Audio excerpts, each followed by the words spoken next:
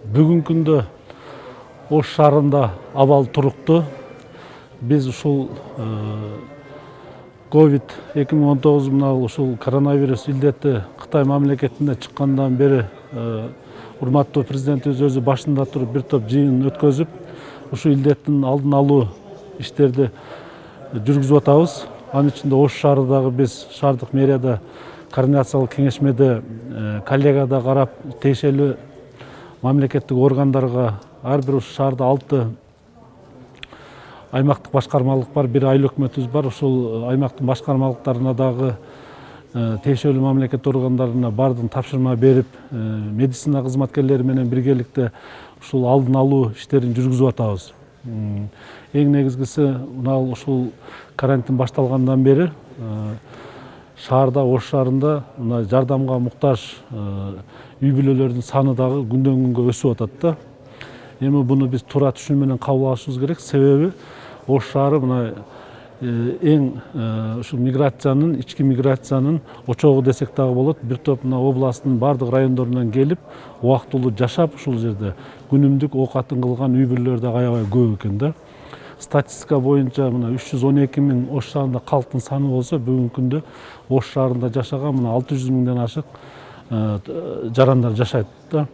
Мына шаар боюнча 65 миң кожолук боло турган болсо, бүгүнкү күндө ушул бизден жардам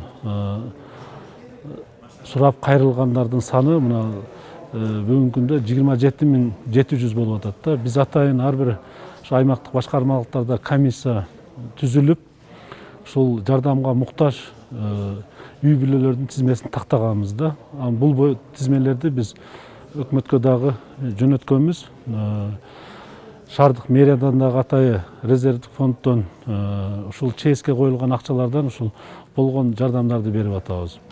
Мамлекет тарабынан буга чейин дагы 230 тонна un келип, биз таркатып бердик. Мына Өзбекстан кошмо мамлекетинен дагы ал жерден дагы 100 тонна un бөлүнүп берилди. Биз ушул күнгө чейин бүт атайын комиссиянын негизинде жардамга муктаж үй бүлөлөргө 27 миң 500 үй бүлөгө ушул жардамдарды бир сырадан таркатып бердик да.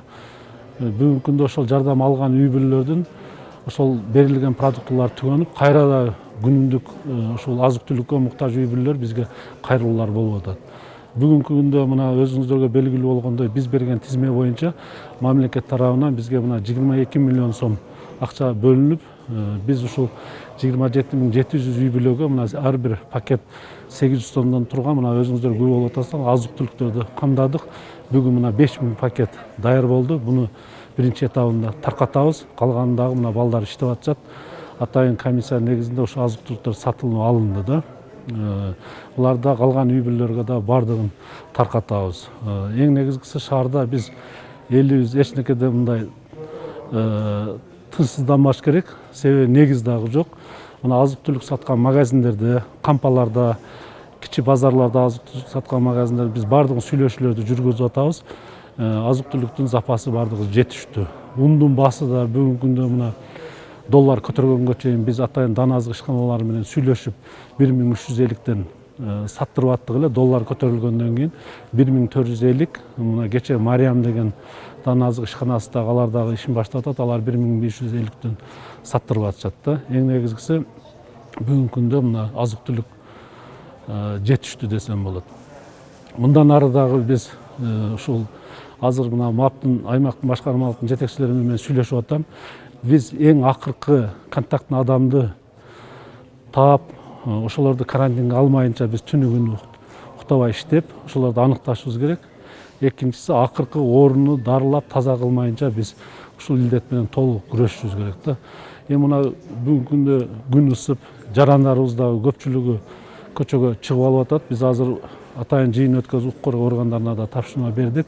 Муну биз дагы күндөн күнгө күчөтүшүбүз керек да. Күчөтүп, ушул иштерди алып бара беришибиз керек. Анан мына жардам берген мен көп ишкерлерибиз, эл аралык уюмдар, банктар тарабынан дагы, курулуш компаниялар тарабынан дагы шаарыбызга бир топ мындай жардамдар берилип атат да.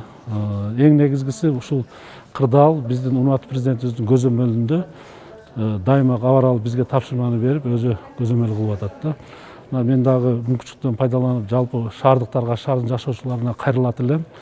Ушул биз койгон талаптарды, медицина кызматкерлери койгон талаптарды, укукка койгон талаптарды туура түшүнүү менен кабыл алып, үйлөрүндө отуруп берсе, биз дайыма элдин кызматын мындан ары да уланта беребиз демекчи. Ош шаарында керектүү баягы муниципалдык ишканалар, мамлекеттик органдар бүгүнкү күндө ушу талапты койгон талаптарды мындай сактоо менен иштер кетип атат. Бул биринчи жолду курган ишканалар, тазалык ишканасы, көрктөндүрүү, жашылдандыруу ишканасы, Газпром ишканасы, ошого окшогон керектүү Горводоканал, ошого окшогон ишканаларга биз уруксат берип, аларды көзөмөлдөп, ошо тиешелүү бет каптарды берип, иштерди алып барып атабыз.